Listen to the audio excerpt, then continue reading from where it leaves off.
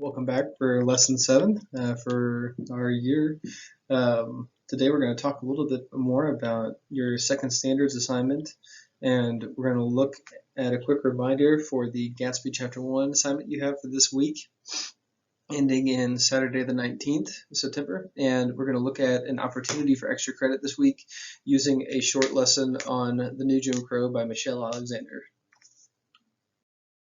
Alright, so we're going to talk about our learning targets for this week. They haven't changed much from the Monday-Tuesday class, but if you weren't there, our literature learning target is reading Chapter 1 of Gatsby, responding to some critical thinking questions. That is the graded Chapter 1 journaling assignment for this week. You have an opportunity for extra credit using this lesson. We're going to read Chapter 5 of The New Jim Crow together during this lesson. It'll take about 15 minutes. And you can respond to that chapter in Google Classroom for 10 points of extra credit in your progress grade. So if you've missed something and you're trying to catch up a little bit, you will not lose points for not doing that assignment, but you can gain 10 points for doing that assignment. So there's an opportunity to pick up a little bit if you're along with me right now for the ride. And our goal for writing is to write 1 to 2 theme statements using a short story or video in your chosen career path or interest area, and include 2 cited quotes. And that's our standard assignment number 2 that we're going to walk through first in the writing mini lesson here. And then we also need your A2C forms. I was told that yesterday, the 15th, was the last day for those. We've really been hitting them hard. If you haven't got your form in, you may not be getting dual credit for this class any longer.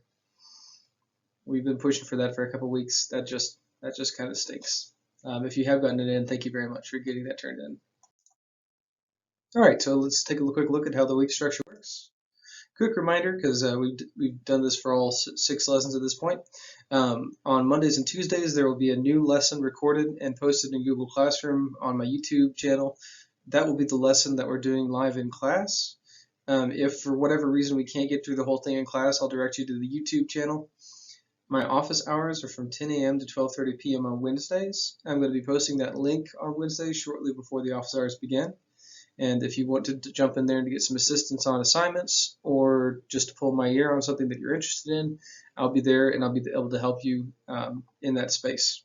And then we also have an end lesson at the end of the week that's posted on Wednesday evenings for Thursday and Friday classes. It may be posted very early for Thursday mornings, like 2 or 3 a.m. because that's my sleep schedule. And there's usually going to be an assignment built into it. In this case, it's the extra credit assignment attached to the informational lesson. All right, take a moment for mindfulness.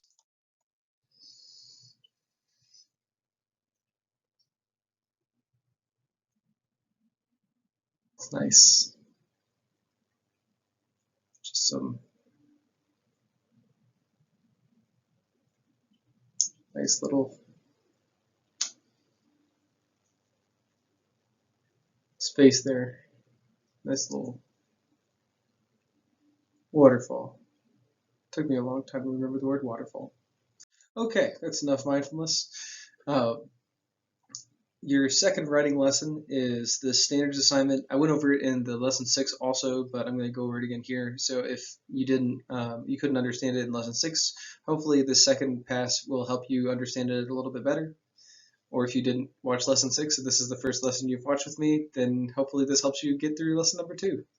For standards assignment number 2, that is. There are 10 different ways that you can do that assignment. That's important. So whenever you get the assignment, there's basically 2 things you need to click on. You need to click on the form, the Google form, and you need to click on the Google Doc.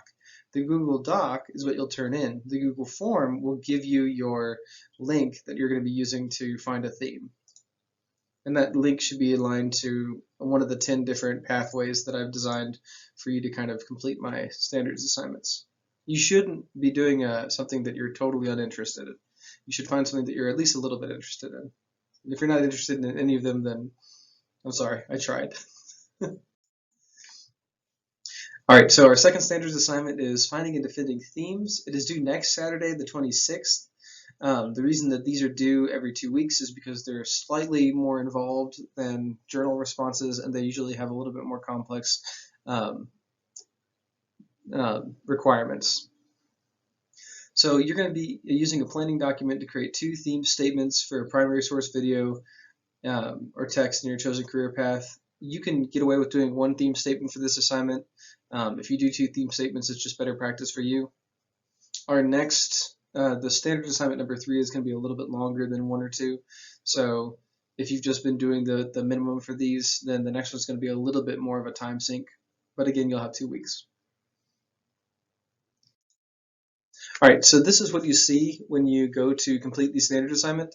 It'll give you these 3 boxes to kind of help you put together your theme statement. In the first box, you could drop the topic of your chosen text or video. The example I give you here is the Hunger Games. The topic I've chosen is class warfare because it's pretty apparent in the Hunger Games as a primary topic. In the second box, you should explode that, you need to expand that topic statement out a little bit to be a full sentence. So my full statement is the Hunger Games discusses the suffering caused by class warfare. And then in the third box, you're adding on to that statement with another qualifier. This qualifying clause is not a complete sentence, and it's just tacked on to the end.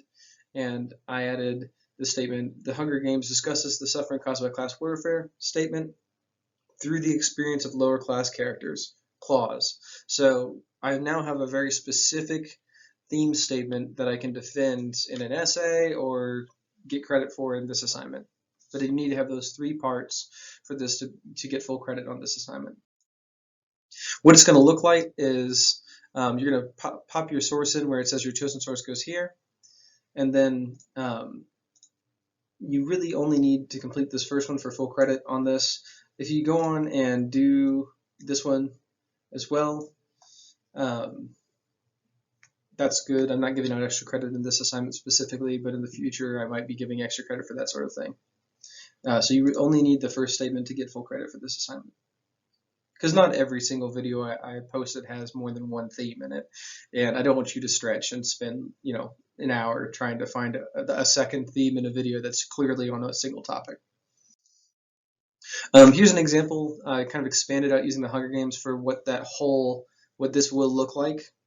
So for each theme, you do need to have a supporting quote or explanation. So I have a supporting explanation in the first one and a supporting quote in the second one. I'll explain what I mean. So my first statement was the Hunger Games discusses suffering caused by class warfare through the experience of lower class characters. We mentioned that one before.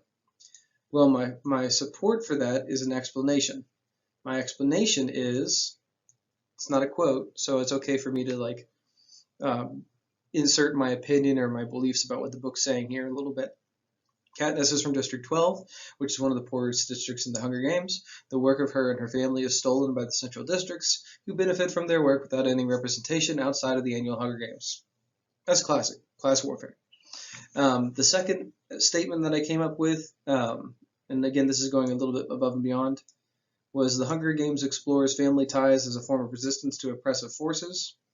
So the topic is family ties as a form of resistance.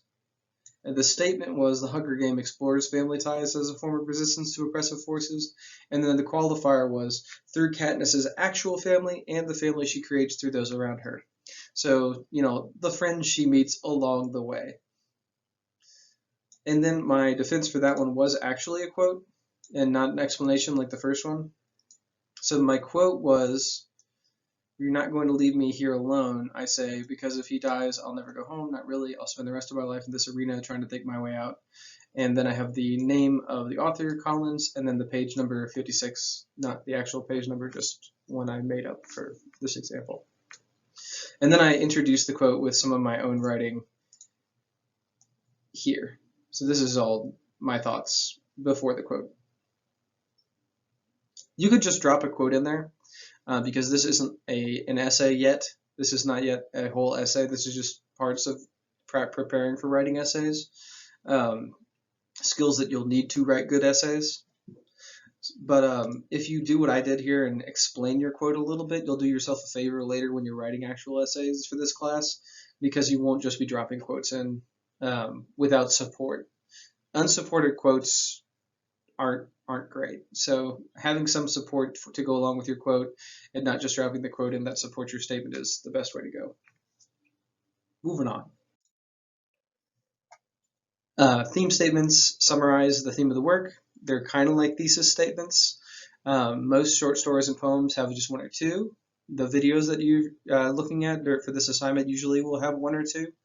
An author almost never states the theme directly, though most of the people in the TED Talks that I posted for this week's assignment, most of them are TED Talks, a few of them aren't. Most of them do state the topic of their talk pretty directly, so that helps. A theme is a meaning, not the meaning, because there can be more than one meaning in a work. I know that's like the most English teacher thing ever, but it's true. The meaning can't just be love or hate or greed, because those are topics. You need to explode them out into a statement. It's the statement that the author is making about a topic. Yeah, and the rest of that we've already discussed. Okay, so your first literature lesson is completing the reading of The Great Gatsby. You can do that using the slides, or you can do that using my recording. There is a graded journal assignment attached to that, where you're going to be answering one of these 4 questions. The questions are, why do you think Daisy stays with Tom? Even though Nick kind of says she shouldn't, and if you read the chapter, you see that they don't have a great relationship. What do you think Nick means when he says Gatsby has an extraordinary capacity for hope? I think I'm paraphrasing there. The third one is Tom is racist, not a question. How do the actions of the characters around Tom allow for his racism to go unchallenged? That one ties a little bit more into our informational texts. And what is your opinion of the text so far? And you can please respond in 3 to 4 sentences minimum if you choose the last one, because that's just straight up your opinion, and I need to be able to tell that you've read the chapter, and I can tell that easily from the first 3 options and from the 4th option. If you're going to give me your opinion, I need a little bit of meat to know that you're reading. And just a quick reminder, we won't always have assignments attached to guided readings. As you've seen, a couple of these informational texts have gone past. A couple of the informational lessons have gone past without assignments or extra credit opportunities. Sometimes have discussions, but we won't always. The blue words in your primary text are event notes that should help you kind of build awareness of ACT reading expectations, like theme or authorial choice or character development or literary devices. And the red words are ACT-aligned vocabulary terms to help you build an ACT level vocabulary before we hit that test in the spring. And when you're reading The Great Gatsby Chapter 1 or The Great Gatsby in general, these are some look-fors we're going to add to this list as we go through the book. And if you're listening to me read it, God bless you for listening to me talk so much. But also, when I'm reading through the lenses of who has money, where does the money come from, how do people live who are wealthy, how do people live who are poor, and what is F. Scott Fitzgerald saying about these topics with his characters? So I'm hunting for those themes when I'm reading, and whenever I point out those blue words and talk about those, they're usually touching on the themes of The Great Gatsby. All right, in your responsibility again for this week, the assignment that's due by Saturday is reading the first chapter of The Great Gatsby and completing that journaling assignment. And you can listen to the YouTube of me reading the text just like this, or you can read the slides on your own. Both links are in Google Classroom. And I can't post the links to the actual text of the book on YouTube yet because it's still copyrighted until January 21st, 2021. But as soon as it runs out of copyright, I'll be dropping those links everywhere.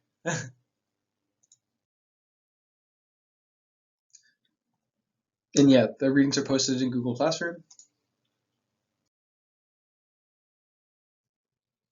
And that assignment is due by Saturday the 19th. That is the Saturday. It's Wednesday today when I'm recording this, so you have a couple days to complete that. All right. So our informational lesson is about a text called The New Jim Crow by Michelle Alexander. This week, it is the 5th chapter in the book. We haven't read chapters 1 through 4, so don't worry that you've missed something. We're skipping ahead to chapter 5 because this is an excerpt. We're not going to read that whole book. It is a great book, but it is a nonfiction text, and it's one of our supplemental texts. There is no graded assignment this week for informational texts. If you haven't completed the discussion for the debate between Baldwin and Buckley, please go to Padlet and respond to one of the 3 prompts there, and complete that assignment in Google Classroom as well.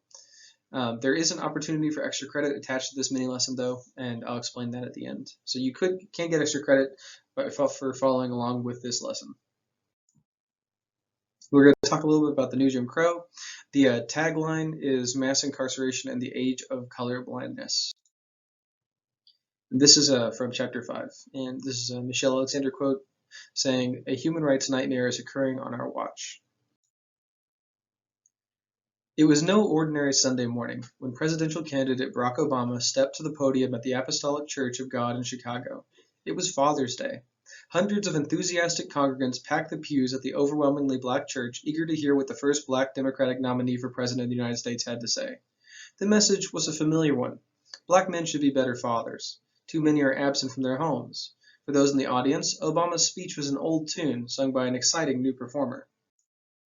His message of personal responsibility, particularly as it relates to fatherhood, was anything but new. It had been delivered countless times by black ministers and churches across America. The message had also been delivered on the national stage by celebrities such as Bill Cosby and Sidney Poitier. And the message had been delivered with great passion by Louis Farrakhan, who more than a decade earlier summoned 1 million black men to Washington, D.C. for a Day of Atonement and recommitment to their families and communities. The mainstream media, however, treated the event as big news, and many pundits seemed surprised that the black congregants actually applauded the message. For them, it was remarkable that black people nodded in approval when Obama said, "If we are honest with ourselves, we'll admit that too many fathers are missing from too many lives and too many homes. Too many fathers are MIA, too many fathers are AWOL. They have abandoned their responsibilities, they're acting like boys instead of men, and the foundations of our families are weaker because of it. You and I know this is true everywhere, but nowhere is this more true than in the African American community." The media did not ask, and Obama did not tell, where the missing fathers might be found. The following day, social critic and sociologist Michael Eric Dyson, that's him on the left, published a critique of Obama's speech in Time magazine. He pointed out that the stereotype of black men being poor fathers may well be false. Research by Boston College social psychologist Rebecca Levine Coley found that black fathers not living at home are more likely to keep in contact with their children than fathers of any other ethnic or racial group. Dyson chided Obama for evoking a black stereotype for political gain, pointing out that Obama's words may have been spoken to black folk, but they were aimed at those whites still on the fence about whom to send to the White House. Dyson's critique was a fair one, but like other media commentators, he remained silent about where all the absent black fathers could be found. He identified numerous social problems plaguing black families, such as high levels of unemployment, discriminatory mortgage practices, and the gutting of early childhood learning programs. Not a word was said about prisons. The public discourse regarding missing black fathers closely parallels the debate about the lack of eligible black men for marriage. The majority of black women are unmarried today, including 70% of professional black women. "Where have all the black men gone?" is a common refrain heard among black women frustrated in their efforts to find life partners.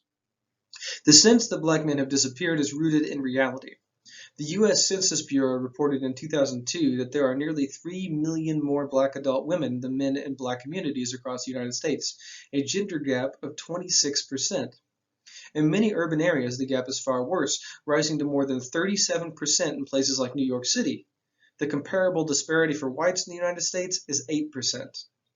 Although 1 million black men can be found in prisons and jails, public acknowledgement of the role of the criminal justice system in disappearing black men is surprisingly rare. Even in the black media, which is generally more willing to raise and tackle issues related to criminal justice, an eerie silence can often be found.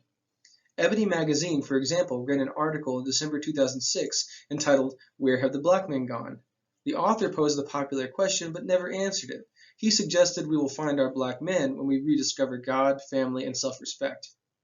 All right, that's like a super dismissive article from Ebony. In 2015, they ran a newer article, and you can Google it to try and rectify their mistake and deal with the actual problem, which is incarceration rates. A more cynical approach was taken by Tyra Banks, the popular talk show host, who devoted a show in May 2008 to the recurring question, "Where have all the good black men gone?" She wondered aloud whether black women are unable to find good black men because too many of them are gay or dating white women. No mention was made of the war on drugs or mass incarceration. The fact that Barack Obama can give a speech on Father's Day dedicated to the subject of fathers who are AWOL without ever acknowledging that the majority of young black men in many large urban areas are currently under the control of the criminal justice system is disturbing, to say the least. What's more problematic, though, is that hardly anyone in the mainstream media noticed the oversight. One might not expect serious analysis from Tyra Banks, but shouldn't we expect a bit more from the New York Times and CNN? Hundreds of thousands of black men are unable to be good fathers for their children, not because of a lack of commitment or desire, but because they are warehoused in prisons, locked in cages. They did not walk out on their families voluntarily, they were taken away in handcuffs, often due to a massive federal program known as the War on Drugs. Brought to you by this dude. It's just vibing. More African American adults are under correctional control today, in prison or jail, on probation or parole, than were enslaved in 1850, a decade before the Civil War began. Just let that sink in for a second. The mass incarceration of people of color is a big part of the reason that a black child born today is less likely to be raised by both parents than a black child born during slavery. The absence of black fathers from families across America is not simply a function of laziness, immaturity, or too much time watching SportsCenter. Thousands of black men have disappeared into prisons and jails, locked away for drug crimes that are largely ignored when committed by whites. And this is a non-race allocated number, but this is the U.S. state and federal prison population from 1925 to 2014. So this is all prisoners. And the Sentencing Project is a really great source for this kind of data. But this is all prisoners in the United States, and we've gone from, in the 1980s, about 400,000 people in our prisons to over nearly 2 million. The clock has been turned back on racial progress in America, though scarcely anyone seems to notice. All eyes are fixed on people like Barack Obama and Oprah Winfrey, who have defied the odds and risen to power, fame, and fortune. For those left behind, especially those within prison walls, the celebration of racial triumph in America may seem a tad premature. More black men are in prison today than at any other moment in our nation's history. More are disenfranchised today than in 1870, the year the 15th Amendment was ratified, prohibiting laws that explicitly deny the right to vote on the basis of race. Disenfranchised just means can't vote or aren't legally allowed to vote. Young black men today may be just as likely to suffer discrimination in employment, housing, public benefits, and jury service as a black man in the Jim Crow era, discrimination that is perfectly legal because it is based on one's criminal record. This is the new normal, the new racial equilibrium. States of denial. The claim that we really know where all the black men have gone may inspire considerable doubt. If we know, why do we feign ignorance? And feign just means like, why do we pretend to be ignorant? Could it be that most people really don't know? Is it possible that the roundup, lockdown, and exclusion of black men en masse from the body politic has occurred largely unnoticed? The answer is yes and no. So she's saying yes and no to, do we understand fully why this structure has happened? Basically, like, is America aware of the systemic racism that exists in it? And she says yes and no to this. Much has been written about the ways in which people manage to deny, even to themselves, that extraordinary atrocities, racial oppression, and other forms of human suffering have occurred or are occurring. Criminologist Stanley Cohen wrote perhaps the most important book on the subject, States of Denial. The book examines how individuals and institutions, victims, perpetrators, and bystanders, know about yet deny the occurrence of oppressive acts. They see only what they want to see and wear blinders to avoid seeing the rest. This has been true about slavery, genocide, torture, and every form of systemic oppression. And I got to pause here because just this week we found out that apparently on the border there's a doctor who may have been forcing hysterectomies, which is the removal of the uterus on women who are being held at the border. That's a form of genocide. That's a form of racial genocide. And that's this 2020. It is the 16th. It is, September 16th, Wednesday in 2020. And we're finding out that there could be forced sterilizations going on in our country, which is this kind of oppressive act that Michelle Alexander is talking about, if you were wondering that this is relevant or not. Cohen emphasizes that denial, though deplorable, is complicated. It is not simply a matter of refusing to acknowledge an obvious, though uncomfortable, truth. Many people know and not know the truth about human suffering at the same time. In his words, denial may be neither a matter of telling the truth nor intentionally telling a lie. There seem to be states of mind, or even whole cultures in which we know and don't know at the same time. This idea that he's talking about here, denial might not be a matter of telling the truth or lying, but that there seem to be cultures and states of minds in which we know and don't know at the same time, is terrifyingly similar to the idea of doublethink that George Orwell presents us in the book 1984.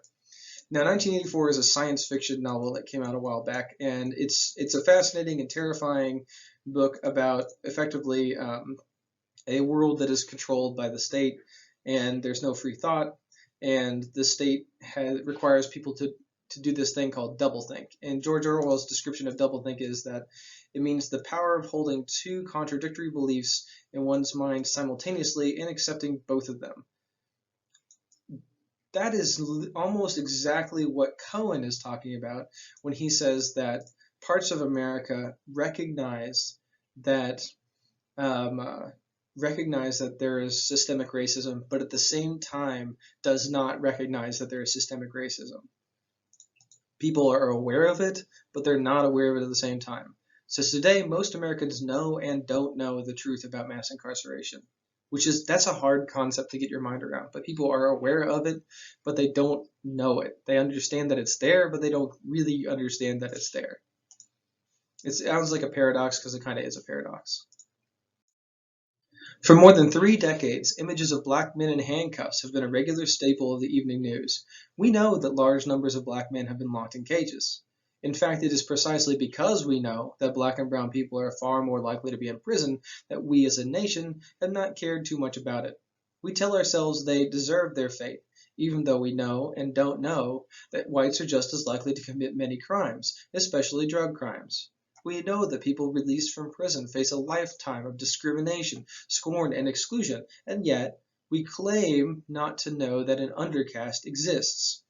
And this is from the Hamilton Project on what Michelle Alexander says over here is the disparity between using and selling drugs. And when you look at the rates percent of population between white and black folks using and selling drugs, it's effectively the same, with a slightly higher rate of usage of drugs among white folks versus the drug-related arrests over here, which is much higher for black folks than it is for white folks because of the difference in how communities are policed between white communities and black communities.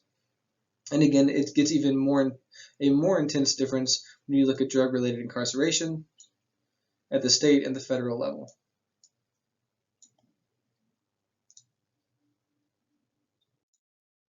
We know and don't know at the same time. Upon reflection, it's relatively easy to understand how Americans come to deny the evils of mass incarceration. Denial is facilitated by persistent racial segregation in housing and schools, by political demagoguery. Don't want that just fly past. Demagoguery is basically by speeches that are designed to control the way that people think or perceive the world. By racialized media imagery, and by the ease of changing one's perception of reality simply by changing television channels. There's little reason to doubt the prevailing common sense that black and brown men have been locked up en masse merely in response to crime rates, when one source of information are mainstream media outlets. In many respects, the reality of mass incarceration is easier to avoid knowing than the injustices and sufferings associated with slavery or Jim Crow. So what Michelle Alexander is claiming here is that it's easier now to avoid understanding the reality of mass incarceration. It's easier now for white America. It's easier now for the mainstream media and the discussion around justice and injustice and incarceration in this country. It's easier for us to ignore the reality of mass incarceration, knowing than it was with slavery or Jim Crow because of the way that the system's designed. Those confined to prisons are out of sight and out of mind. And here's why. Those confined to prisons are out of sight and out of mind. Once released, they're typically confined in ghettos. Most Americans only come to know about the people cycling in and out of prisons through fictional police dramas, music videos, gangster rap, and true accounts of ghetto experience on the evening news. These racialized narratives tend to confirm and reinforce the prevailing public consensus that we need not care about, quote unquote, these people. They deserve what they get. And then the informational infographic I have up here is on reentry housing for people who have felonies, with 79% of people with felonies being ineligible for being denied housing because of theirs or a loved one's conviction history. 58% were currently living with family members, while only 9% were living in transitional housing. And 1 in 10 of the survey participants reported family members being evicted when loved ones returned. That's from prison. Of all the reasons that we failed to know the truth about mass incarceration, though, one stands out: a profound misunderstanding regarding how racial oppression actually works. If someone were to visit the United States from another country or another planet and ask, is the U.S. criminal justice system some kind of tool for racial control? Most Americans would swiftly deny it. Numerous reasons would leap to mind why that could not possibly be the case. The visitor would be told that crime rates, black culture, or bad schools were to blame. The system is not run by a bunch of racists, the apologist would explain. It's run by people who are trying to fight crime. That response is predictable because most people assume that racism and racial systems generally are fundamentally a function of attitudes. So that last sentence is important. It's the idea that most people believe that racism comes from your attitude. It has to do with your beliefs, and it isn't necessarily a function of actions or impacts on people around you. And that's wrong. Because mass incarceration is officially colorblind, it seems inconceivable that the system could function much like a racial caste system. The widespread and mistaken belief that racial animus is necessary for the creation and maintenance of racialized systems of social control is the most important reason that we, as a nation, have remained in deep denial. I'm going to break down that middle paragraph a little bit. So, the belief that racial animus, or racist belief systems, the belief that racist intent is necessary for the creation of racist systems is why we have remained in denial. You do not have to intend to be racist to produce a system that is functionally racist. If the outcome is racist, the system is racist. The misunderstanding is not surprising. As a society, our collective understanding of racism has been powerfully influenced by the shocking images of the Jim Crow era and the struggle for civil rights. So we've seen a lot of examples of clear verbal racism in our own history as Americans when we look at Jim Crow and we look at slavery. So because the racism built into the criminal justice system and the prison industrial complex in 2020 is not as obvious or posted, it's harder for people to recognize. When we think of racism, we can think of the governor of Wallace of Alabama blocking the schoolhouse door, pictured on the left. We think of water hoses, lynchings, racial epithets, and whites-only signs. These images make it easy to forget that many wonderful, good-hearted white people who were generous to others, respectful of their neighbors, and even kind to their black maids, gardeners, or shoe shiners, and wished them well, nevertheless went to the polls and voted for racial segregation. Many whites who supported Jim Crow justified it on paternalist grounds, actually believing they were doing blacks a favor or believing the time was not yet right for equality. Straight up, that is literally the argument that Buckley uses in his response to James Baldwin in the debate that we watched, and some people still need to watch because it's legit the foundational arguments for both the Black Lives Matter movement with James Baldwin and the Back the Blue folks who, like George Wallace, are kind of finding themselves in a rough place right now. The disturbing images from the Jim Crow era also make it easy to forget that many African Americans were complicit in the Jim Crow system, profiting from it directly or indirectly, or keeping their objections quiet out of fear of the repercussions. Our understanding of racism is therefore shaped by only the most extreme expressions of individual bigotry, not by the way in which it functions naturally, almost invisibly, and sometimes with genuinely benign intent when it is embedded in the structure of a social system. The unfortunate reality we must face is that racism manifests itself not only in individual attitudes and stereotypes, but also in the basic structure of society. Academics have developed complicated theories and obscure jargon in an effort to describe what is now referred to as structural racism. Yet the concept is fairly straightforward. One theorist, Iris Marion Young, pictured here, relying on a famous birdcage metaphor, explains it this way. If one thinks about racism by examining only one wire of the cage, or one form of disadvantage, it's difficult to understand how and why the bird is trapped. Only a large number of wires, arranged in a specific way and connected to one another, serve to enclose the bird and to ensure that it cannot escape. What is particularly important to keep in mind is that any given wire of the cage may or may not be specifically developed for the purpose of trapping the bird, yet it still operates together with the other wires to restrict its freedom. By the same token, not every aspect of a racial caste system needs to be designed for the purpose of controlling black people in order for it to operate together with other laws, institutions, and practices to trap them at the bottom of a racial hierarchy. In the system of mass incarceration, a wide variety of laws, institutions, and practices, ranging from racial profiling to biased sentencing policies, political disenfranchisement, and legalized employment discrimination, trap African Americans in a virtual and literal cage. Fortunately, as Marilyn Fry has noted, every birdcage has a door, and every birdcage can be broken and can corrode. What is most concerning about the new racial caste system, however, is that it may prove to be more durable than its predecessors. So, hang on for a second. The biggest problem with the current system of racial control in America versus slavery or the new Jim Crow, slavery or Jim Crow or, either of those, is that this might be more durable, a more long-lasting system, a harder system to defeat than Jim Crow or slavery. And she goes on to explain why. She says, because this new system is not explicitly based on race, it is easier to defend on seemingly neutral grounds. And while all previous methods of control have blamed the victim in one way or another, the current system invites observers to imagine that those who are trapped in the system were free to avoid second-class status or permanent banishment from society simply by choosing not to commit crimes.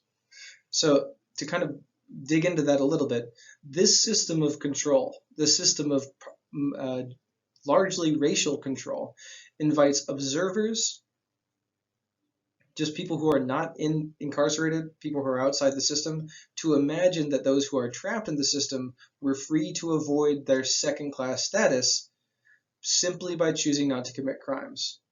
So the system itself produces a caste or produces an underclass, but part of the ingeniousness, evil, however you want to say it, of the structure is that it invites people who are not involved in the system to look at people who are stuck in it and say, well, you should have just avoided doing the crime, when the policing is extremely different for different areas, primarily based on race.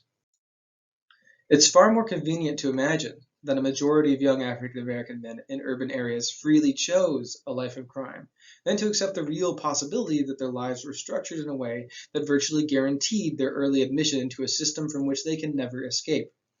Most people are willing to acknowledge the existence of the cage, but insist that a door has been left open. This is from the Sentencing Project, and this is again kind of an example of the United States being the world's leading jailer. I don't know if you knew this, but we have more people in jail than Russia or South Africa or Europe.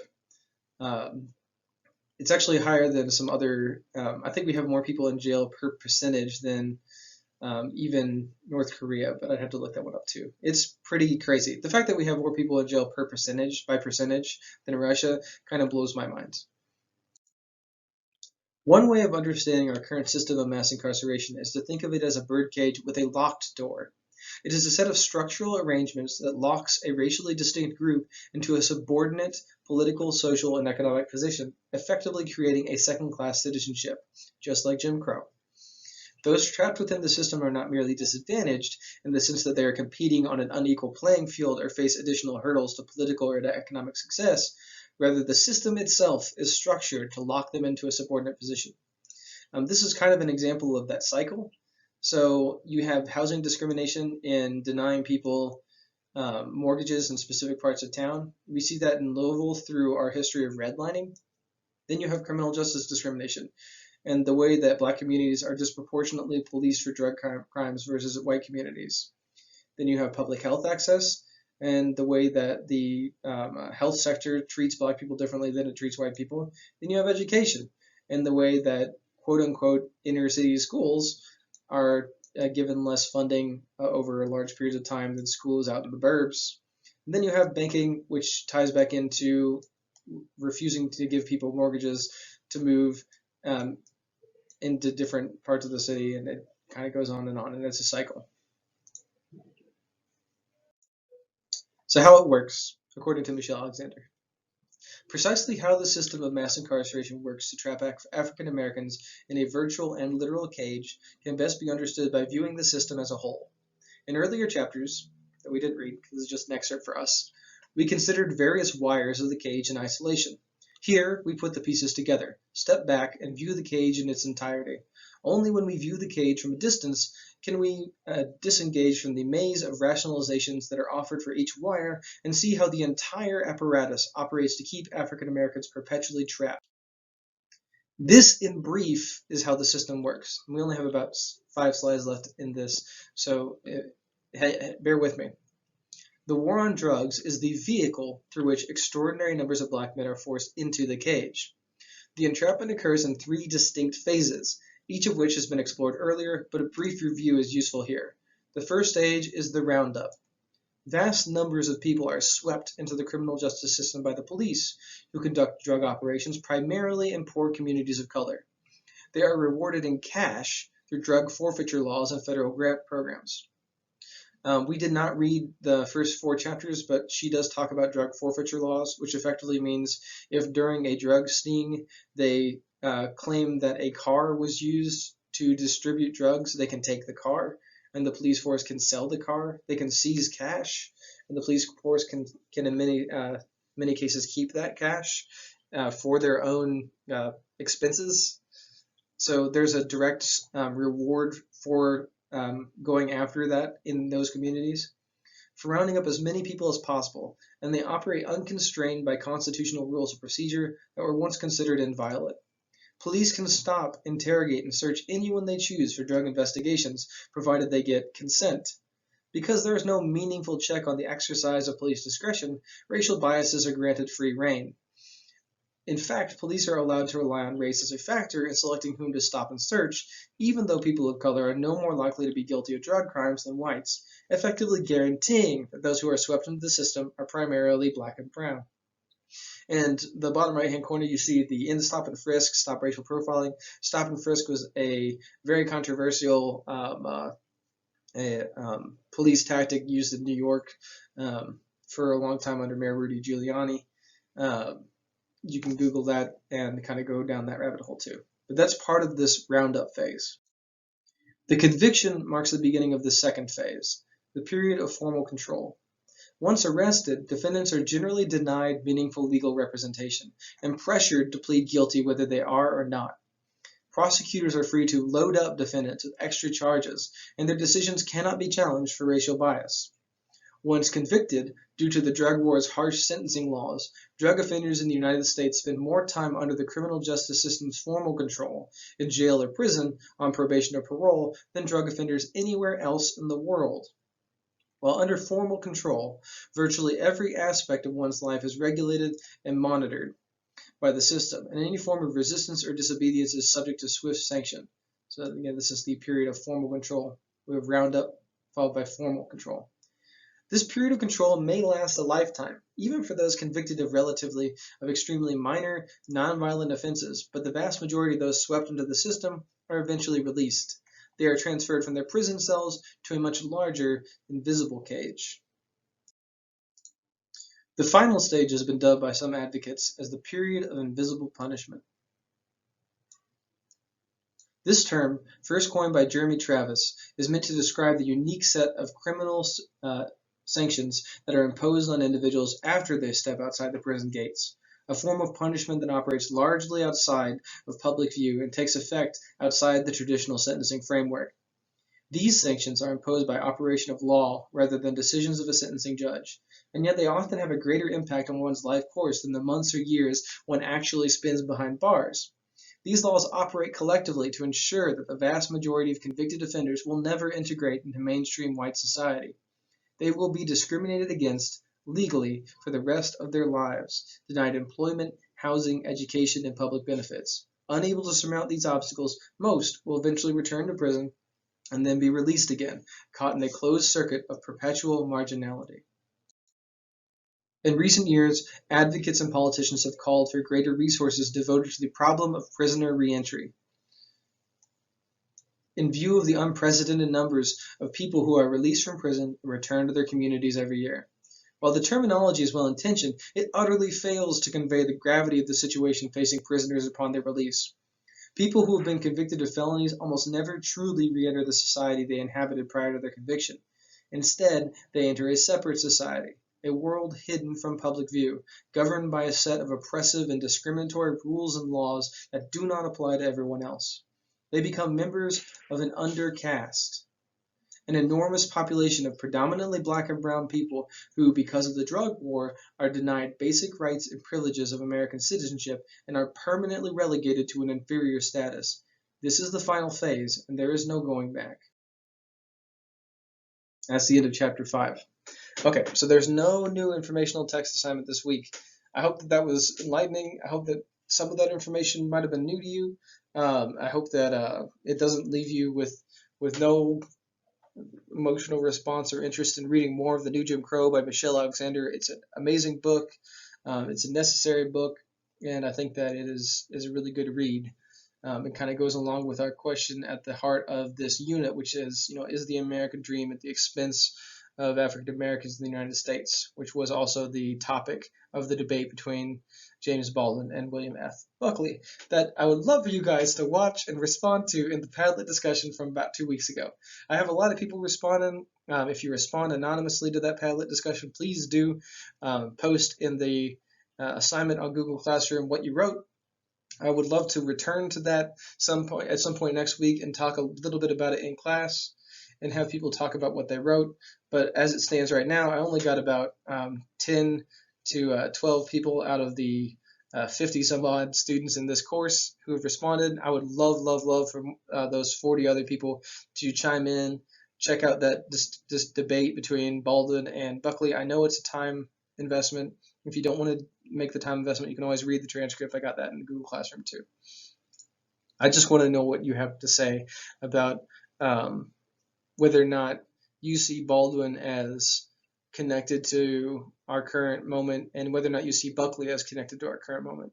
Because I can see that, and I want to know what you think about that debate. Is it relevant? How is it relevant? Does it have value to look at the historical foundational philosophies that underlie our current moment in 2020? And the extra credit assignment that you have attached to what we just watched is answering one of these questions in Google Classroom. Why do you believe the new Jim Crow laws of mass incarceration exist in the U.S.? Who benefits from these systems of control that Michelle Alexander describes, and how do they benefit? That's kind of maybe not a question that is super comfortable, but somebody's making money somewhere. So who is that? How are they benefiting? It's kind of the history of America. If you can figure out who's making money off of it, you can figure out who's defending it. What information was new to you?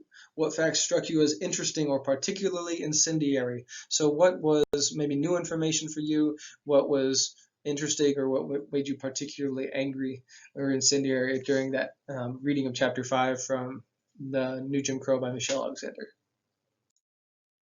And a quick reminder of what our assignments are before I leave you alone. I know that this class has gone a little bit past my regular goal of 45 minutes. Our old assignments that have been graded during the grade book are that Padlet discussion, If you've done that, thank you, thank you, thank you. I would still love to have your thoughts. The A2C form, which has been due and was due yesterday for kind of the final day. Standards assignment number 1, I will take that late for full credit. Knock it out as best you can. And the current assignments for this week are Gatsby Chapter 1. It's not in Flipgrid. It's in Google Classroom. And next week, by Saturday, I need the standards assignment number 2. I'm looking forward to you pulling some theme statements from what I hope is a video that's aligned to your career interests or just your interests. Also a note, all my assignments are now marked with graded if they're a required assignment. If it's not marked with graded, it's not required for you to complete for credit. So there are going to be some extra credit assignments in there that aren't marked with graded. Don't worry about them. Just worry about stuff marked graded. Thank you for listening, as always, and I hope you guys have a great afternoon or evening or morning or whenever you're watching this, and I look forward to seeing you in class on Thursday and Friday. Arrivederci.